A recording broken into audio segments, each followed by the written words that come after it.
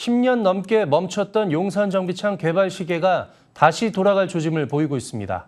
공식 인허가 절차를 위한 조사 용역이 시작된 건데요.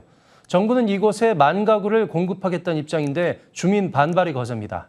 앞으로의 개발 방향을 두고 관심이 집중되고 있습니다. 강은혜 기자의 보도입니다. 용산 정비창 개발을 위한 밑작업이 시동을 걸었습니다. 사업 시행자인 코레일과 서울주택도시공사는 최근 조사 설계 용역에 착수했습니다. 주변 도로와 교통 등 기초 자료를 수집하는 것으로 구역 지정이나 개발 계획 수립을 위한 준비 작업입니다. 서울시는 전문가 자문 등을 통해 실효성 있는 계획안을 마련한다는 방침입니다. 이 부지가 주목을 받는 건 서울 시내 마지막 금싸라기 땅인데다 15년 넘게 멈춰있던 개발이 어떤 방향으로 결정될지 여부 때문입니다. 일단 정부는 이사 공급 대책을 통해 이곳에 10,000가구의 공공주택을 공급하겠다고 밝혔습니다. 하지만 주민 반발이 거셉니다. 도심 핵심 입지인 만큼 업무시설과 기업 유치 등 큰 그림이 필요하다는 겁니다. 정부의 주택 공급에 반대하는 온라인 서명 운동도 한창 진행 중입니다.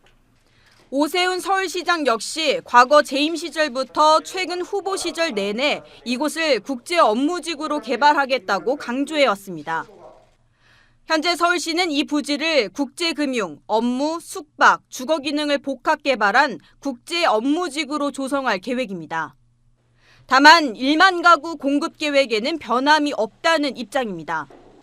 국토교통부와 서울시가 정책 공조를 강화하기로 한 만큼 신규 택지 개발에 힘을 보태겠다는 겁니다.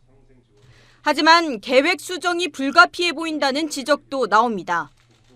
과천청사의 주민 반대로 무산되었기 때문에 용산에서도 어느 정도 계획의 변경 가능성이 있는 것으로 보여지고, 용산 같은 경우에는 서울의 중심이자 랜드마크이기 때문에 이러한 공동주택보다는 복합시설을 지어서 서울의 랜드마크를 구축함으로 인해서 정부의 도심 주택 공급이 곳곳에서 파열음을 내고 있는 가운데 용산 정비창으로 관심이 모아지고 있습니다.